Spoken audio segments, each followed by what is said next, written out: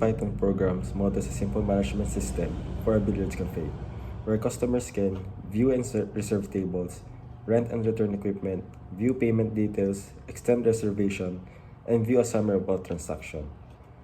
First we have to start is the class itself called Silencer Billiards Cafe. And this class contains attributes like available tables, reserve times, equipment list, rented equipment, and returned equipment. Each method performs a specific functionality, such as showing available items, making reservations, or calculating payments.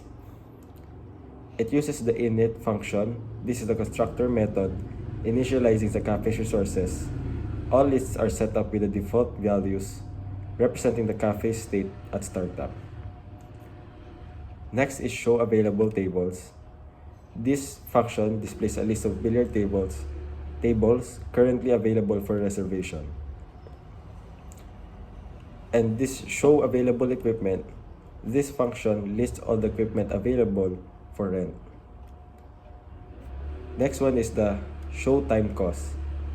This simply explains the cost of table reservations. Like for 1 hour, it is equals to 250 pesos and 30 minutes to 100 pesos. And the next function is the make reservation. This allows the customers to reserve one or more tables. The input tables is a comma-separated string of table names. The method splits this input into an array and checks each table's availability. For available tables, it removes them from available tables, adds them to reserved tables, and calls the function select time for reservation to determine the reservation duration. And also, if the table is unavailable, it notifies the customer. It also uses the if-else condition. Next one is the select time for reservation. This determines the reservation time for a specific table. It asks the users to choose a duration, for example, the 30 minutes or 1 hour. It also appends the selected duration in minutes to reserve times function. And lastly, it confirms the reservation. Also, if you input an invalid time, it will inform the user that it is an invalid choice or it can't be. The next one is the extend reservation. This enables the customers to extend the reservation time for a table, displays all reserved tables and their current reservation times, prompts the users to select a table and specify the additional time, 30 minutes or 60 minutes. It also updates the reservation time in the reserve times function. It also validates input and notifies the users of errors, if any. Here's the main function. Also, it notifies if the user inputs an invalid choice. The next one is the calculate payment. This calculates and displays the payment for all reserved tables. It iterates over the reserved tables and calculates the cost based on the total reserve time. It also displays the total cost for each table. For whenever you try to reserve a table and extend, this function will calculate all the total time the user have chose. The next one is the rent equipment. It prompts the users to input equipment names separated by commas. If you try to equip or rent an equipment for 1 to 2 or more, it should be separated by a comma. It also checks the availability of each item in the equipment list, moves rented items to rented equipment, and notifies the user of which equipment they have rented.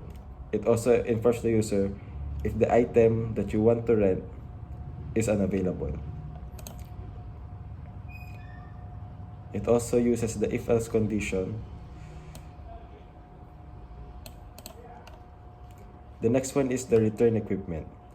This handles the return of rented equipment, lists currently rented equipment, prompts the users to input equipment to return, moves the returned items from rented equipment back to the equipment list, and adds them to the returned equipment function. It also notifies the users about successful returns or error. It will notify if the rented equipment is not returned. The display summary. This provides a summary of all transactions, reserved tables and their durations, currently rented equipment, returned equipment. If no items exist in any category, it notifies the user. It also notifies the user if the rented equipment is not returned. It will not go back to the rented equipment function if it only stay to the it will not go back to the returned equipment. It will just stay in the rented equipment. And for this part, this is the main function. The main function drives the program, creating an instance of Silencer Billiards Cafe and presenting a menu of options to the user. If you run the program, this will be the first thing that you will see. For the number one choice is to view available tables. It's for viewing for available tables. Second is the viewing of available equipment, the view time cost. The number 4 is when you try to make the reservation for a table, you will choose a table, and one or more tables is fine. Next one is the extending reservation time. 6 is renting equipments, and 7 is when you're done and try to return the equipments. And 8 is it will calculate all the time and the payments that the users have chose. And the number 9 choice is the view of summary selection. Cause the display summary function to show all transactions made by the user. And when you choose the last choice of in the menu, it will just exit you to the program or exits the program. Each choice maps to a method of the Silencer Billiards Cafe class. If the users entered an invalid option, the program prompts them to try again. It will not move to a next selection of menu. The program starts execution at the main function. A while loop ensures the menu keeps appearing until the user chooses to exit the option. The input function captures user responses for dynamic interaction. This is the function. And when you use the number 10, which is the exits the program, this will print out and thanks the users for using the system.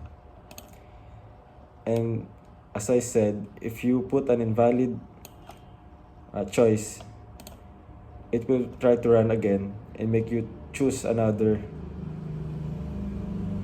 data to input until you chose the correct one. And this is the end of the program. Now we will try the output of the said system. First one is viewing of tables. It shows you the available tables 1 to 3.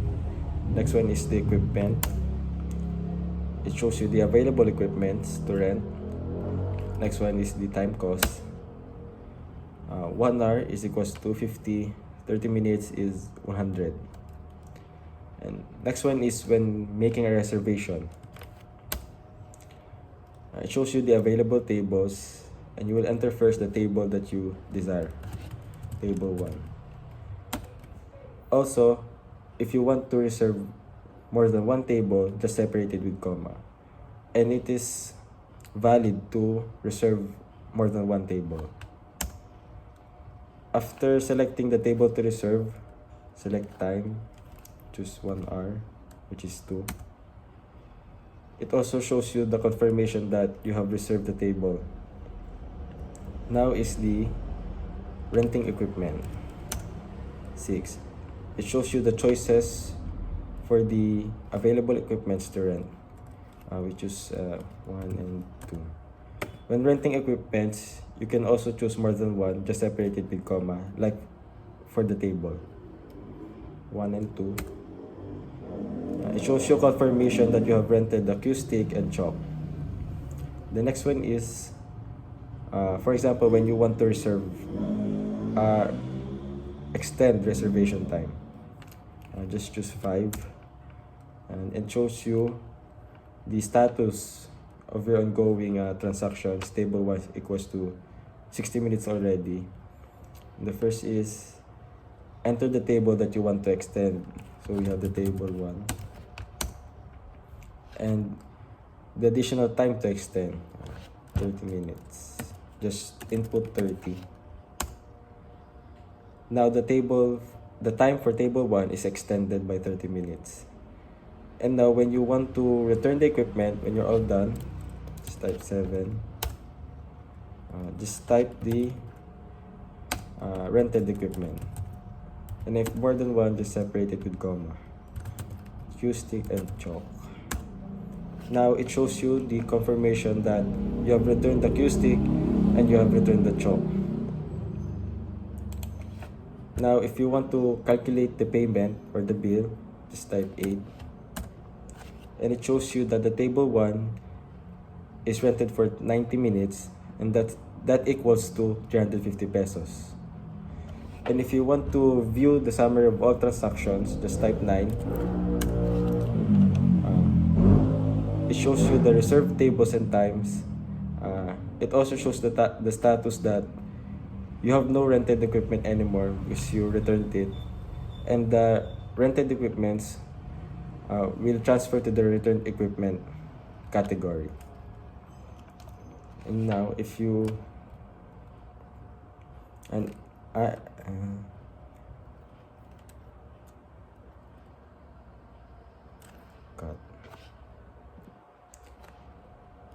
then I will show you an example if the rented equipment is not returned. For example, is rent. Let's try cue stick.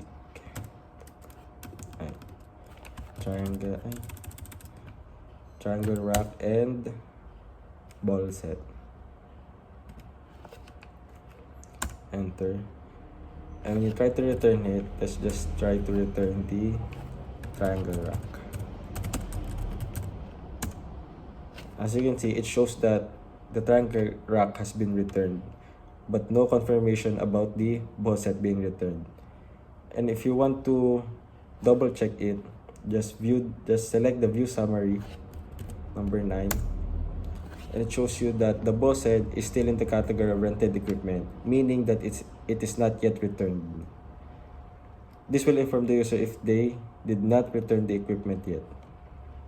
And if you're all done with that, just type 10 to exit the program. And thank you for using the Silencer Billiards Cafe.